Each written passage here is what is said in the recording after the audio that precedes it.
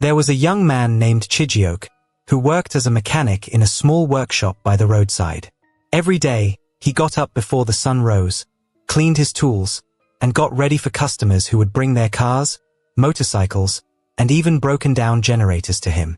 Chijiok was good at his job, and people liked him for his honesty, but no matter how hard he worked, money was always a problem. One afternoon, as Chijiok wiped sweat off his face after fixing a stubborn generator, a shiny black SUV pulled up outside his workshop. Chijiok squinted at the tinted windows, wondering who would drive such an expensive car into their small neighborhood. The door opened, and out stepped a man wearing a gold wristwatch, spotless white agbada, and dark sunglasses. "Tunde?" Chijiok asked, blinking in surprise. "Chijiok, my brother," the man said, laughing as he pulled off the sunglasses. It was Tunde, Chijiok's childhood friend. The two of them had grown up in the same neighborhood, playing football in the dusty streets and sharing roasted corn by the roadside. But while Chijiok stayed behind to help his family and work as a mechanic, Tunde had left years ago and hadn't been heard from since. "Tunde, look at you," Chijiok said, wiping his greasy hands on a rag before shaking his friend's hand. "You look like a politician. What are you doing back here?" Tunde chuckled, showing off his white teeth. "Ah, my brother, God has blessed me. I just thought I should check on my old friends. But look at you. You're still working here." Chijiok shrugged. "Work is work, Tunde. Things are not easy, but we thank God." Tunde shook his head and smiled. "Chijiok, you can't keep living like this. There's a better way. In fact, there's a place I need to take you." Chijiok frowned. "What place?"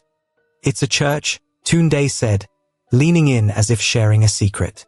"Divine Grace International Ministries. Pastor Ezen is the one in charge. My brother, that woman is not ordinary. She has changed my life completely. Do you think all this," he gestured to his car and clothes, "is by luck? No, it's by the grace of God through her." Chijiok hesitated. He wasn't sure about all these flashy churches he kept hearing about. His mother always warned him to be careful with people who promised too much. "I don't know, Tunde," he said. "Churches like that. I don't trust them." "Ah, Chijiok, you're thinking like someone who doesn't want to leave this workshop." Tunde laughed, slapping him on the back. "Just come once. What do you have to lose? You'll thank me later." After much persuasion, Chijiok finally agreed. "Okay, I'll come," he said. "But if I don't like what I see, I'm not going back." "Fair enough," Tunde said, grinning. "You won't regret it." That Sunday, Chijiok put on his best shirt and trousers and followed Tunde to Divine Grace International Ministries. The church was in the city, far from their neighborhood. When they arrived, Chijiok's jaw dropped.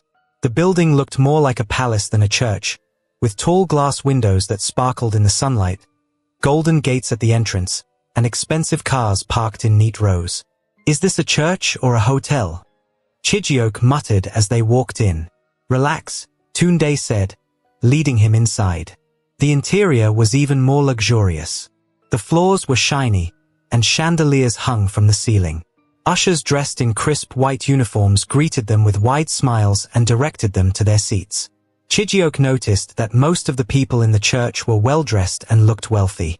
The service began with a choir singing songs that made the air feel electric. The sound system was perfect, and the voices of the singers were so beautiful that Chijiok almost forgot where he was. Then Pastor Ezen appeared. She was a tall, elegant woman with a commanding presence. She wore a sparkling blue gown and had a soft but firm voice that filled the room without needing a microphone. "My brothers and sisters," she began, "I welcome you to Divine Grace International Ministries, where God's blessings overflow like rivers of gold. Are you ready to receive your breakthrough today?" The congregation erupted in shouts of "Amen" and claps.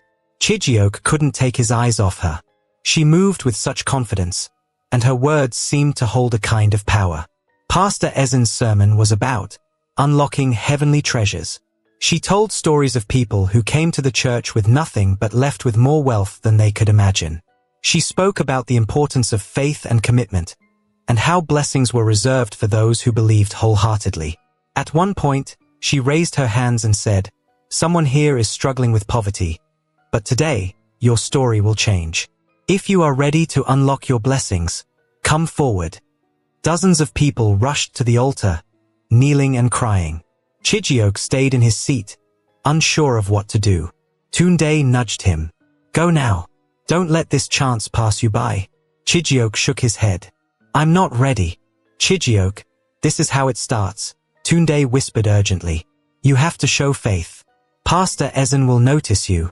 After the service, Tunde introduced Chijioke to some of the church members. They all spoke about how their lives had changed since joining the church. A businessman said he went from being in debt to owning 3 houses. A young woman claimed she received a scholarship to study abroad after praying with Pastor Ezen. "Everything you see here is real," Tunde said as they left. "Just keep coming, and you'll see for yourself." Chijioke attended more services over the next few weeks. Each time, he was amazed by how smooth everything seemed. The sermons, the music, the testimonies. But something about it all felt too good to be true. He noticed that the congregation was made up mostly of rich people, and he wondered why they needed a church if they were already doing so well. One Sunday, after the service, an usher approached Chijioke. "Pastor Ezen would like to see you in her office," she said with a polite smile. Chijioke's heart pounded as he followed the usher through the grand hallways. Pastor Ezen's office was at the end of a long corridor. The door was opened, and Chijioke stepped inside. The office was as grand as the rest of the church, but something about it made him uneasy. Behind Pastor Ezen's desk was a massive aquarium filled with colorful fish. The water bubbled softly, and the fish swam in lazy circles, their bright eyes catching the light. "Ah, Chijioke," Pastor Ezen said, gesturing for him to sit. "I've heard a lot about you from Brother Tunde. He says you are a hard-working young man with great potential." Chijioke sat nervously. "Thank you, Ma." Pastor Ezen leaned forward, her eyes fixed on him. "I see greatness in you, Chijioke. But to unlock it, you must be ready to take a step of faith. Are you ready?" I think so," Chijioke stammered. "Good," she said, smiling. "I want you to think about joining the inner circle. It's a group of dedicated members who are ready to go deeper in their faith and receive greater blessings. You don't have to decide now, but think about it." Chijioke nodded, though his mind was racing. He thanked her and left the office, but the image of the fish in the aquarium stayed with him. As Tunde drove him home, Chijioke asked, "Tunde, what is this inner circle she talked about?" Tunde smiled. "Ah, my brother, that is where the real blessings come. It's not for everyone, but if Pastor Ezen invited you, it means she sees something special in you. Don't worry, you'll understand when the time comes." Chijioke nodded but felt a knot of unease in his stomach. He couldn't shake the feeling that he had stepped into something far bigger than he could handle. And so, his journey with the Church of Prosperity truly began. When Chijioke got home that night, he couldn't sleep. He lay on his thin mattress, staring at the ceiling, thinking about Pastor Ezen's words. "I see greatness in you." What did she mean by greatness? And what was this inner circle she mentioned? The next morning, his aunt, Maman Kechi, noticed his troubled face. "Chijioke, what's wrong? You look like someone who has seen a ghost." "It's nothing, Maman Kechi," Chijioke said quickly, but she didn't believe him. "Don't lie to me.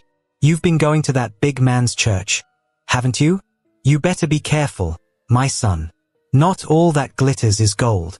Chijioke nodded, but he didn't want to talk about it. What could he say? That a woman who barely knew him claimed he was destined for greatness? That a group called the Inner Circle made him feel both excited and uneasy? No, he kept quiet and went about his day, though the thoughts stayed with him. The following Sunday, Tunde came to pick him up again.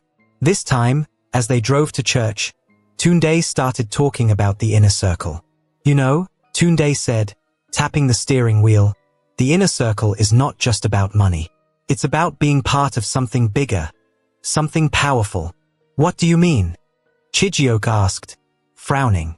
"It's like," Tunde paused, choosing his words carefully.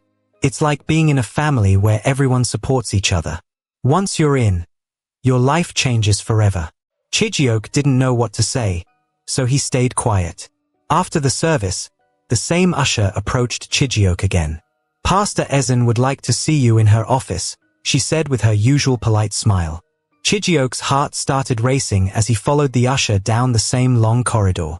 The aquarium in Pastor Ezen's office looked even larger this time, and the fish seemed to move more slowly, their eyes gleaming as if they were watching him.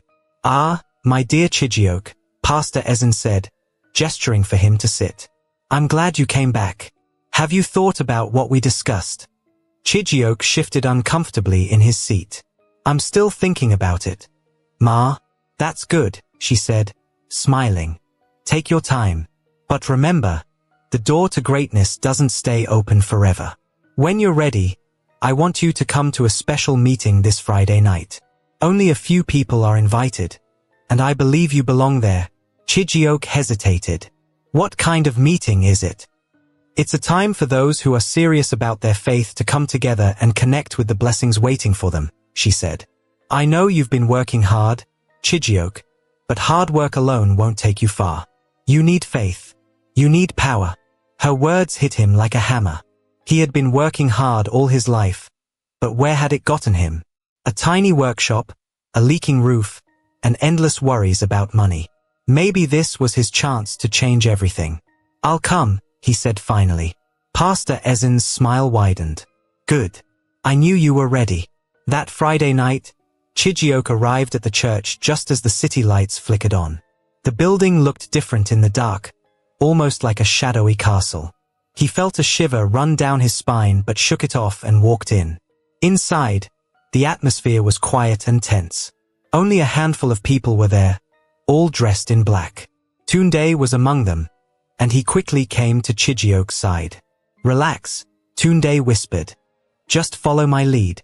Pastor Ezen appeared, her presence filling the room. She wore a simple white gown this time, but it made her look even more powerful.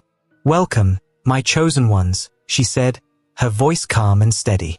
"Tonight, we take the first step on a journey that will change your lives forever." She led them to a smaller room behind the main auditorium. It was dimly lit, with candles on a table and a strange smell in the air, like a mix of perfume and something sharp. "Before we begin," Pastor Ezen said, "I need you to understand what this means. Joining the inner circle is not just a decision, it's a commitment. Are you ready to give everything? Your time, your energy, your faith, for a life of abundance?" The group murmured their agreement, but Chijioke hesitated. Tunde nudged him. "Say yes," he whispered. "Yes," Chijioke said, though his voice shook. "Good," Pastor Ezen said. "Now, let us seal this commitment." She handed each of them a piece of paper and a pen. "This is a covenant," she explained. "It is a promise between you and God that you will stay loyal to this family. Sign it only if you are ready to leave your old life behind and step into greatness." Chijioke stared at the paper in his hands. It was blank except for the words, "I commit to the path of abundance." His heart pounded as he picked up the pen. "Chijioke," Tunde whispered, "this is it. Don't let fear hold you back." With trembling hands, Chijioke signed the paper. The rest of the night was a blur of candles, chants, and strange rituals. Pastor Ezen poured water into a bowl and asked them to drink from it, saying it was sacred water that would cleanse their spirits. Chijioke hesitated but drank when he saw the others doing it. As the night went on, Chijioke felt a strange heaviness in the air. He couldn't explain it, but something about the whole ceremony made him feel uneasy. When he got home, he collapsed onto his bed, exhausted. That night, he had another dream. He was standing by the ocean, and the water was rising quickly, pulling him in. He tried to run, but his feet were stuck. Then he saw her, Pastor Ezen, but she wasn't human. Her lower body was a shimmering fish tail, and her eyes glowed like fire. "Chijioke," she whispered, her voice echoing in his head. "You belong to me now." He woke up gasping for air, his heart pounding. For a long time, he sat in the dark, wondering what he had gotten himself into. The next day, Tunde called. "How are you feeling, My brother? He asked cheerfully. I don't know, Tunde, Chijioke said, his voice shaky. That meeting last night. It felt strange. Ah, Chijioke, you're overthinking, Tunde said. This is how it starts. Just trust the process. You'll see results soon. Chijioke wanted to believe him, but deep down, he felt a growing sense of dread. Something about this path didn't feel right, but it was too late to turn back now. Chijioke was restless for days after the meeting. Something about what had happened that night wouldn't leave his mind. The chants, the strange water, the paper he signed. It all felt wrong, like a bad dream he couldn't wake up from. Every time he tried to forget, the memory of Pastor Ezen's glowing eyes in his dream flashed in his mind. One afternoon at his workshop, as he tightened the bolts on a customer's car engine, his hands trembled. He had barely eaten all day, and his head felt heavy. When his apprentice, a young boy named Ifini, noticed, he asked, Oga, are you okay? You look tired. Chijioke forced a smile. I'm fine, Ifini. Just need some rest. But he wasn't fine. The next Sunday, he went to church again. Tunde picked him up as usual, and on the way, Chijioke decided to speak up. Tunde, he began slowly. Something has been bothering me. What is it? Tunde asked, keeping his eyes on the road. That meeting we went to. Did it feel strange to you? Tunde chuckled. Ah, Chijioke, you're still thinking about that? Relax, my brother. This is how the blessings begin. You're just not used to it yet. But why all the secrecy? Chijioke pressed. Why does it feel like we're hiding something? Tunde's smile faded. He glanced at Chijioke briefly before turning back to the road. Look, if you want to succeed, you have to stop asking too many questions. Just trust Pastor Ezen. She knows what she's doing. Chijioke didn't respond. He stared out the window, feeling more uneasy than ever. During the service, Pastor Ezen preached about obedience and loyalty. Her voice was calm, but her words carried a weight that made Chijioke's chest tighten. Those who question the path will never reach their destination, she said, her eyes sweeping over the congregation. Doubt is the enemy of blessings. To receive, you must trust completely. Chijioke felt as if she was speaking directly to him. He shifted uncomfortably in his seat. After the service, as they were leaving, Chijioke noticed two men whispering near the back of the church. They looked nervous, glancing around as if they didn't want to be seen.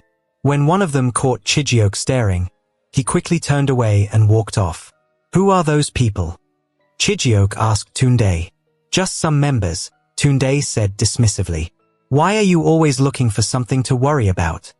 I'm not looking for anything, Chijioke replied. But something doesn't feel right. Tunde sighed. Chijioke, you're going to ruin this for yourself if you keep doubting. Do you think I got where I am by questioning everything? No. I listened. I obeyed. And now look at me. Chijioke stayed quiet, but his unease grew. That week, Pastor Ezen called Chijioke and asked him to come to the church during the day. I have a special task for you, she said. When Chijioke arrived, he was taken to her office again.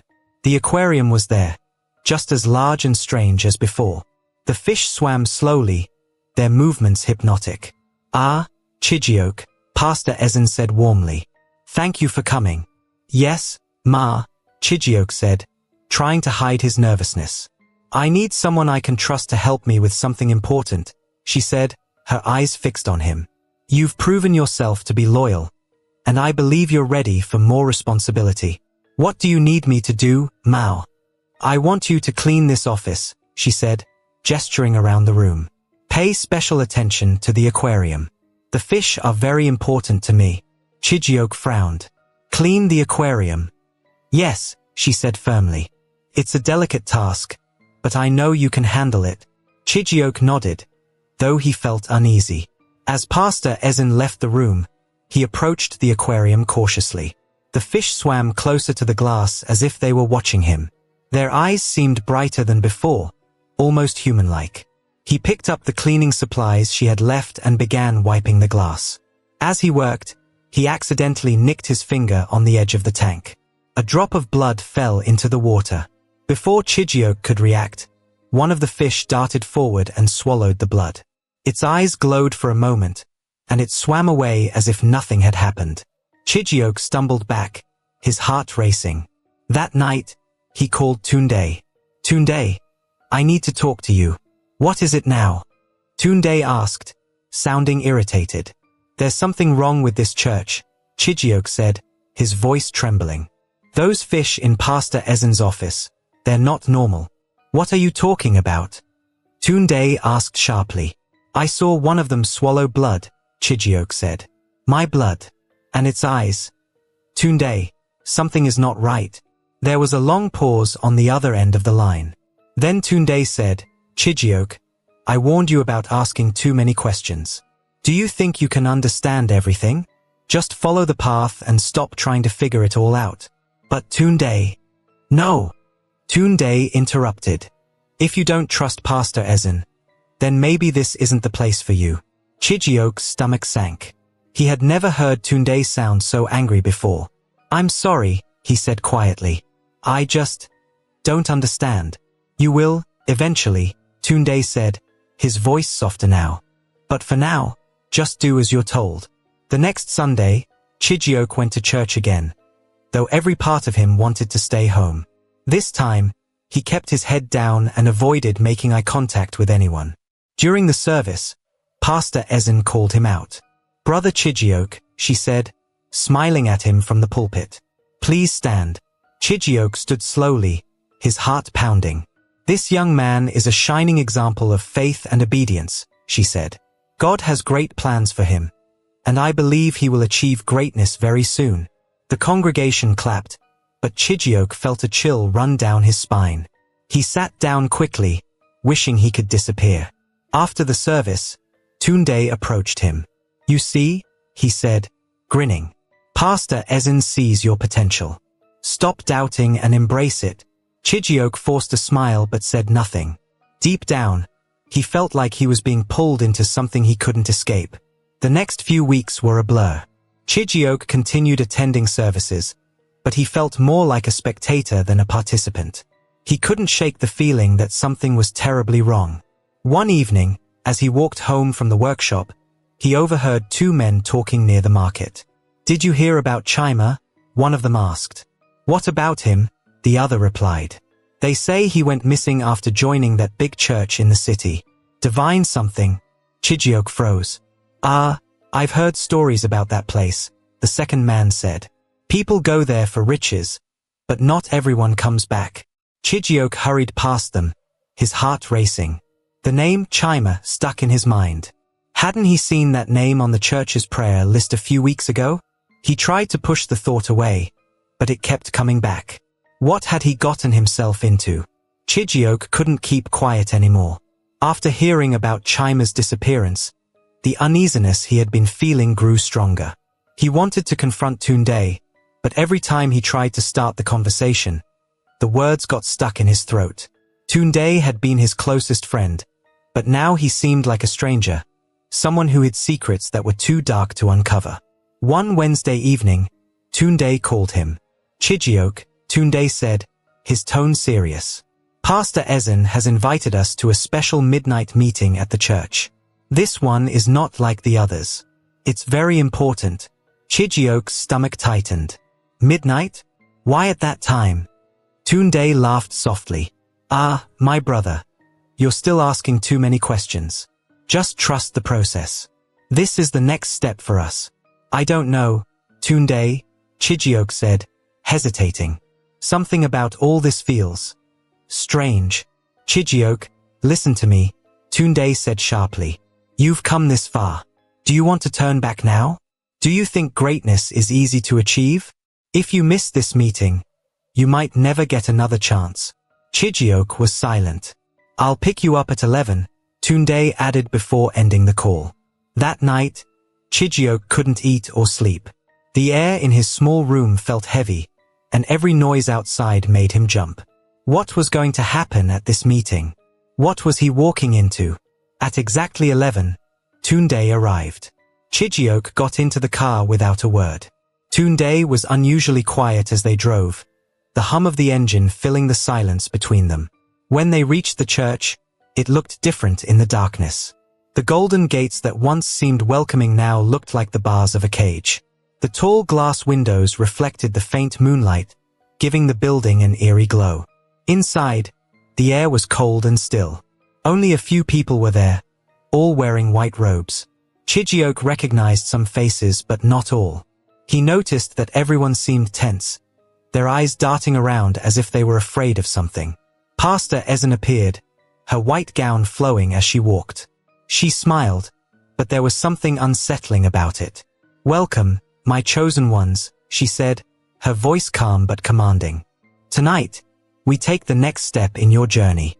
You have all shown faith and commitment, and now it is time to seal your covenant." Chijioke's heart pounded. He wanted to ask what she meant, but his throat felt dry, and his voice refused to come out. Pastor Ezen led the group into a smaller, darker room behind the main auditorium. Candles lined the walls, casting flickering shadows. In the center of the room was a table covered with a white cloth. On it were strange objects, bowls, a knife, and what looked like a jar of red liquid. Chijioke's knees felt weak, but he forced himself to stay upright. He glanced at Tunde, who gave him a reassuring nod. "Before we proceed," Pastor Ezen said, "I need to remind you that this path is not for everyone. To receive true abundance, you must give something in return. Are you all ready to make this sacrifice?" The group murmured their agreement, but Chijioke remained silent. His mind was spinning. Pastor Ezen's eyes landed on him. "Brother Chijioke, do you have doubts?" All eyes turned to him. He felt like a cornered animal. "No, ma," he stammered. "Good," she said, her smile widening. "Because tonight, we show our faith with action." She gestured for the first person to step forward. It was a young man Chijioke didn't recognize. The man hesitated but eventually walked to the table. Pastor Ezen handed him the knife and whispered something into his ear. The man's hands shook as he took the knife and made a small cut on his palm, letting a few drops of blood fall into one of the bowls. "Your blood is your covenant," Pastor Ezen said. "With this act, you bind yourself to the blessings that await you." One by one, the others followed, each cutting their palms and letting their blood drip into the bowl. When it was Chijioke's turn, his legs felt like they would give out. "Step forward, Brother Chijioke," Pastor Ezen said, her voice steady. Chijioke swallowed hard and stepped to the table. The knife felt cold and heavy in his hand. "Show your faith," Pastor Ezen said softly. Chijioke closed his eyes, his hand trembling as he made a small cut on his palm. The blood dripped into the bowl, and he felt a strange sense of relief, though his heart still pounded. "Good," Pastor Ezen said. "You have all proven your loyalty tonight." After the blood ritual, Pastor Ezen began chanting in a language Chijioke didn't recognize. Her voice grew deeper and more intense with each word, filling the room with an almost unbearable tension. Chijioke felt a strange energy in the air, like static electricity. The candles flickered wildly, and the shadows on the walls seemed to move on their own. As the chanting reached its peak, Pastor Ezen raised her hands, and the jar of red liquid on the table began to glow. The group gasped, and Chijioke felt a cold chill run down his spine.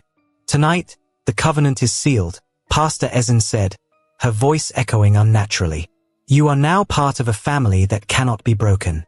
Your blessings will flow, but remember, obedience is the key to keeping them." The room fell silent. The group looked at each other, unsure of what had just happened. "Go home now," Pastor Ezen said. "Rest and prepare for the abundance that is coming your way." On the way home, Chijioke couldn't stop thinking about what he had just witnessed. "Tunde," he said finally, breaking the silence. "What was all that?" "That was the covenant," Tunde said simply. "But what does it mean?" Chijioke pressed. "It means we're on the path to greatness," Tunde said, his tone impatient. "Why are you always looking for answers?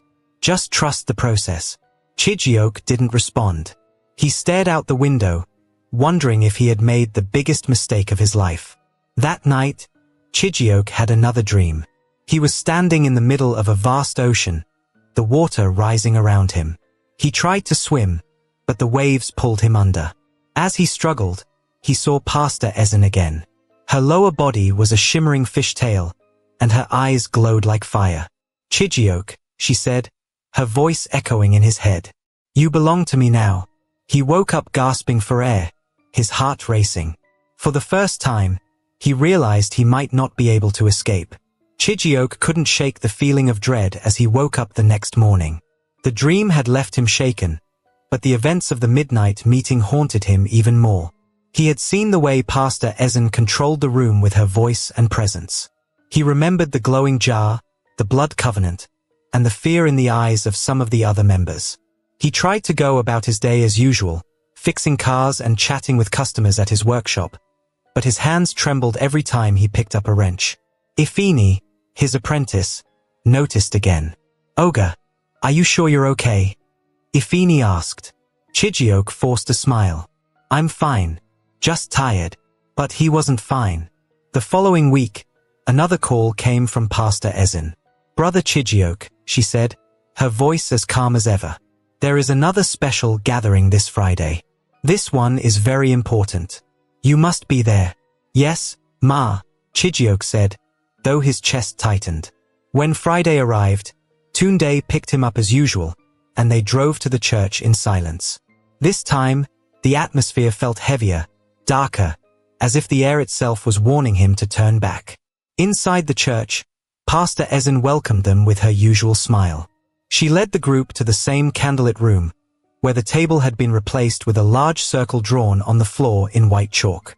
Strange symbols filled the circle, and in the middle was a small wooden box. "This is a night of revelation," Pastor Ezen said, her voice low and steady. "Tonight, the spirit of abundance will visit us. But only those who are pure in faith will be able to receive its blessings." The group exchanged nervous glances. "Let us begin," she said. The group gathered around the circle, and Pastor Ezen began chanting again in that strange, deep voice. The air in the room grew colder, and Chijioke felt the hairs on his arms stand on end. As the chanting continued, Pastor Ezen opened the wooden box. Inside was a small, black stone that seemed to pulse with an inner light. "This stone is a gift from the spirit of abundance," she said. "Each of you will touch it and feel its power. But beware, if your faith is not strong, it will reject you." Chijioke's heart raced. He watched as the first person, a middle-aged man, stepped forward and touched the stone. The man's face lit up, and he smiled as if he had just seen a miracle. The next person, a young woman, hesitated but eventually touched the stone. She gasped, her eyes widening in awe. One by one, the others stepped forward. When it was Chijioke's turn, he froze. "Brother Chijioke," Pastor Ezen said, her eyes boring into him. "Step forward." Chijioke felt like his feet were glued to the floor. He glanced at Tunde, who nodded encouragingly. Taking a deep breath, he stepped into the circle and reached out to touch the stone. The moment his fingers brushed it, he felt a jolt, like a shock of electricity running through his body. His vision blurred, and for a split second, he saw the ocean again, the same ocean from his dreams. He heard Pastor Ezen's voice echoing in his head. "You belong to me now." He pulled his hand back, trembling. "Very good," Pastor Ezen said, smiling. "You are ready." Chijioke didn't feel ready. He felt like he was being dragged deeper into something he couldn't escape. The night continued with another ritual. This time, Pastor Ezen brought out a live chicken and handed it to a young man who looked barely out of his teens. The boy's hands shook as he held the bird, his eyes wide with fear. "This is your test of faith," Pastor Ezen said. "Take the knife and make the offering." The boy hesitated, his eyes darting between the knife and Pastor Ezen. I can't," he stammered. "You must," she said, her voice firm. "The spirit of abundance demands it." The boy shook his head. "I can't do it. Please, Ma, I'm not ready." Pastor Ezen's smile vanished. She took a step closer to him, her eyes glowing faintly in the candlelight. "Do you think blessings come without sacrifice?" she said, her voice cold. "If you are not ready to give, you are not ready to receive." The boy dropped the chicken and backed away, his hands raised in surrender. "I'm sorry. I can't. Pastor Ezen sighed and gestured to two of the white-robed men standing nearby. Take him away. The men grabbed the boy by the arms and dragged him out of the room. His cries echoed down the hallway, sending a chill through Chijioke's body. The ritual continued as if nothing had happened. Pastor Ezen performed the offering herself, her hand steady as she made the cut. The room filled with the metallic smell of blood, and Chijioke felt his stomach turn. By the time the ritual ended, Chijioke was ready to collapse. His legs felt weak, and his mind was spinning. As the group dispersed, Pastor Ezen called out to him, "Brother Chijioke, stay behind for a moment." Chijioke's heart sank, but he obeyed. When the others had left, Pastor Ezen approached him. Her smile was warm, but her eyes held something darker. "You did well tonight," she said. "But I sense that you still have doubts." I don't know, Ma," Chijioke stammered. "This is all so new to me." She placed a hand on his shoulder. "Doubt is natural, my son. But you must overcome it. The blessings you seek are within your reach, but only if you fully commit." Chijioke nodded, though he didn't trust himself to speak. "Go home and rest," she said. "Pray for clarity. The spirit of abundance will guide you." On the drive home, Chijioke couldn't stop replaying the events of the night in his mind. The glowing stone, the boy's cries, the blood, all of it felt like a nightmare. "Tunde," he said finally, his voice barely above a whisper. "What happened to that boy?" Tunde didn't answer right away. When he finally spoke, his tone was flat. "He wasn't ready. That's all." "What do you mean, not ready?" Chijioke pressed. "What happens to people who aren't ready?" Tunde sighed. "Chijioke, stop asking questions. Focus on yourself. You're doing well. Don't let fear distract you." Chijioke leaned back in his seat, his mind racing. He couldn't shake the feeling that he was in over his head. That night, he had another dream. This time, he was standing in the middle of the church, but it was completely submerged underwater. The pews floated around him, and the candles flickered dimly in the murky depths. In the distance, he saw Pastor Ezen. She was no longer wearing her white gown. Her lower body was a massive fish tail, shimmering in the dark water. Her glowing eyes locked onto his, and she smiled. "Chijioke," she said, her voice echoing in the water. "There is no turning back now." He woke up drenched in sweat, his heart pounding. For the first time, he realized that he might not survive this journey. Chijioke could feel the walls closing in. After everything he'd witnessed, the strange rituals, the glowing stone, the boy being dragged away, he knew there was no going back to the life he once had. Yet the thought of moving forward with Pastor Ezen's church filled him with dread. 4 days, he went through the motions at his workshop, barely able to focus on his work. Ifini, his apprentice, noticed the change. "Ogre, you've been quiet these days," Ifini said one afternoon as they worked on a car. "I'm fine, Ifini," Chijioke replied, though his voice lacked conviction. "You sure? You haven't even shouted at me for anything," the boy said with a small grin, trying to lighten the mood. Chijioke forced a chuckle, but the truth was he felt far from fine. He couldn't shake the images from the last meeting. The chalk circle, the blood dripping into the bowl, the boy's cries.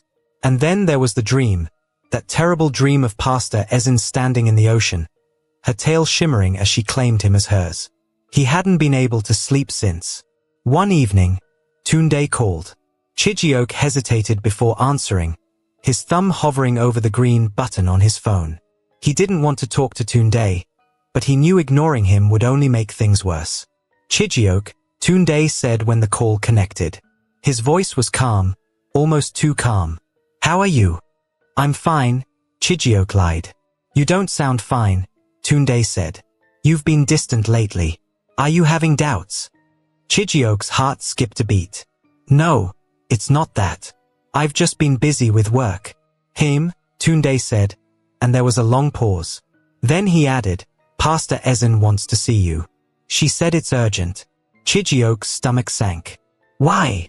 "She didn't say," Tunde replied. "But you should go. You know she doesn't like to be kept waiting." Chijioke arrived at the church the next day, his palms slick with sweat. Pastor Ezen's office felt colder than usual, and the fish in the aquarium seemed to be watching him as he walked in. "Brother Chijioke," Pastor Ezen said, smiling warmly. "I'm glad you came." "Yes, Ma," Chijioke said, his voice barely above a whisper. "Sit," she said, gesturing to the chair in front of her desk. Chijioke sat down, his heart pounding. "You've been quiet lately," she began. "Tunde says you've been distracted. Is everything all right?" "I'm fine, Ma," Chijioke said quickly. "Are you sure?" she asked, leaning forward slightly. "Because doubt is dangerous, Chijioke. It weakens the spirit and blocks the flow of blessings." "I understand, Ma," he said, though he didn't feel like he did. Pastor Ezen studied him for a moment, her eyes sharp and piercing. Then she smiled. "Good," she said. "Because you've come far, and I believe you are ready for the next step." Chijioke's stomach churned. "The next step?" "Yes," she said, her tone serious. "You've shown faith and commitment, but now it's time to prove your loyalty. The spirit of abundance requires a blood price." Chijioke felt like the air had been knocked out of him. "A blood price?" he repeated. "Yes," she said, nodding. "True blessings come at a cost, Chijioke. To receive, you must give. And what the spirit requires is blood. Someone close to you, someone you care about. Their sacrifice will seal your covenant and unlock the abundance you seek." Chijioke stared at her, unable to speak. His mind raced, searching for a way out, but her eyes held him in place like a predator watching its prey. I don't think I can do that," he finally managed to say, his voice trembling. Pastor Ezen's smile faded. She leaned back in her chair, her expression calm but cold. "Then perhaps you are not ready for greatness," she said. "But be warned, Chijioke. Breaking a covenant has consequences. The spirit does not take kindly to those who turn away." Chijioke stumbled out of the office, his mind spinning. He barely noticed the other church members as he made his way out of the building. By the time he got home, his hands were shaking so badly that he could barely unlock the door. That night, he couldn't sleep. Every time he closed his eyes, he saw Pastor Ezen's face, her calm smile as she spoke of blood and sacrifice.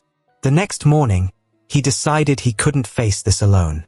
He went to visit Maman Kechi, his aunt, who had always been a source of comfort and wisdom.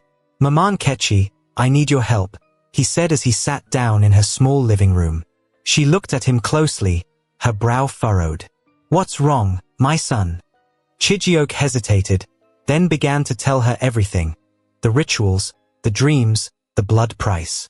By the time he finished, his hands were shaking, and tears threatened to spill from his eyes. Maman Kechi listened silently, her face growing more serious with every word. When he was done, she sighed deeply and shook her head. "My son," she said, "you are in grave danger. This is not of God. This is the work of dark spirits." "I know, Maman Kechi," Chijioke said, his voice breaking. "But what do I do? I feel trapped. If I refuse, they'll come after me." Maman Kechi reached for his hands and held them tightly. "You must pray, Chijioke. You must ask God for deliverance. These people cannot hold you if you put your trust in him. But what if it's too late?" Chijioke asked, his voice barely above a whisper. "It's never too late, my son," she said firmly. "But you must be strong. The road ahead will not be easy." That night, Chijioke tried to pray, but his mind was clouded with fear. Every time he closed his eyes, he saw Pastor Ezen's glowing eyes, heard her voice echoing in his head. The spirit does not take kindly to those who turn away. The next day, Tunde showed up at his workshop unannounced. "Chijioke," Tunde said, his tone unusually serious. "We need to talk." "What is it?" Chijioke asked, trying to keep his voice steady. "Pastor Ezen told me what happened," Tunde said. "She's disappointed in you." Chijioke felt a lump in his throat. "I didn't say I wouldn't do it. I just need time." "Time for what?" Tunde snapped. "Do you think you have forever? The spirit is patient, but only to a point. If you delay too long, you'll lose everything." Chijioke's hands tightened into fists. What am I supposed to do? Tunde? Sacrifice someone I care about? How can you expect me to do that? Tunde's expression softened slightly. I know it's hard, he said. But I've been where you are, Chijioke. I had doubts too. But once I made my sacrifice, everything changed. My life became better than I ever imagined. Chijioke stared at him, horrified. You did it. Yes, Tunde said, his voice quiet.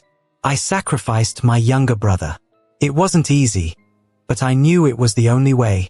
Chijioke felt like he was going to be sick. He turned away, unable to look at Tunde. That night, Chijioke had another dream.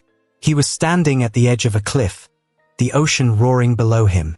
Pastor Ezen was there, her fishtail shimmering in the moonlight. Jump, she said, her voice echoing. Prove your loyalty. I can't, Chijioke said, stepping back. Then you are mine, she said, her eyes glowing brighter. Chijioke woke up drenched in sweat, his heart pounding. For the first time, he realized that the battle for his soul had truly begun. The days after Tunde's confession passed in a haze for Chijioke. He barely ate, barely slept, and barely worked. Every time he tried to focus on something else, his mind dragged him back to Pastor Ezen's office, to her calm words about the blood price. Tunde's voice haunted him. Too, I sacrificed my younger brother. It wasn't easy, but I knew it was the only way.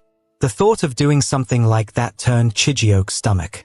Yet, as much as he wanted to walk away, he didn't know how. Every time he imagined leaving, he heard Pastor Ezen's warning.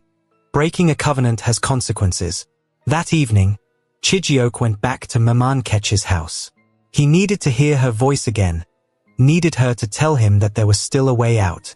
As soon as she opened the door, she could see the fear written all over his face. Chijioke, what is it? She asked, pulling him inside. Maman Ketchi, Chijioke said, his voice trembling. I don't know what to do. They're asking me to make a sacrifice, a blood sacrifice. They said if I don't, I'll lose everything, maybe even my life. I'm scared, Mama. I'm really scared. Maman Ketchi grabbed his hands and squeezed them tightly.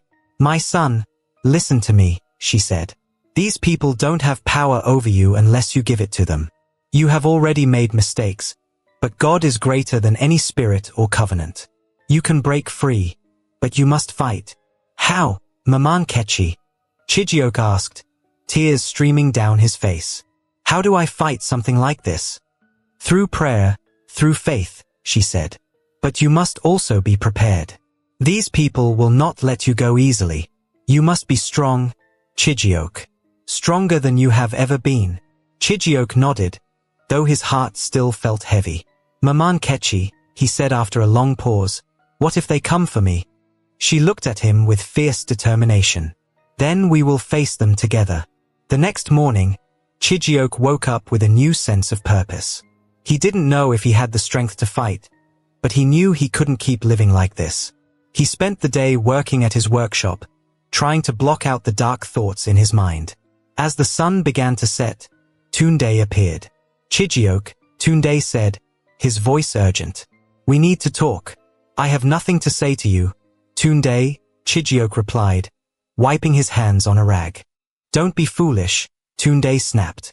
Do you think you can run from this? Do you think Pastor Ezen doesn't know what's in your heart? She knows, Chijioke. She knows everything. Chijioke felt a chill run down his spine. What do you want from me, Tunde? I want you to stop fighting, Tunde said. This is your chance, Chijioke. Don't throw it away. You think you can leave, but you can't. Nobody leaves the church. What if I don't want their blessings? Chijioke said, his voice rising. What if I just want my life back? Tunde shook his head. It's too late for that. You made a covenant, Chijioke. You belong to the church now. Chijioke's hands clenched into fists. I don't belong to anyone, he said. Tunde sighed and gave him a long, pitying look. You'll regret this, he said. Then he turned and walked away. That night, Chijioke didn't sleep.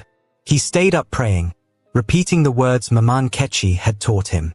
The room felt heavy, as if unseen eyes were watching him. Every sound outside made him jump, but he kept praying.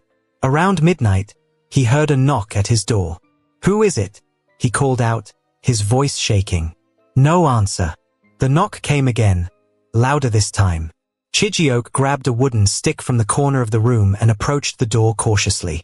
"Who's there?" he demanded. Still no answer. Summoning his courage, he threw the door open and found no one there. The street was empty, the night silent except for the chirping of crickets. Chijioke stepped outside, looking around nervously. That's when he saw it. A shadowy figure standing at the end of the street, watching him. "Who are you?" Chijioke shouted, his voice echoing in the stillness. The figure didn't move, didn't speak. It just stood there, staring. Chijioke backed into his house and slammed the door shut.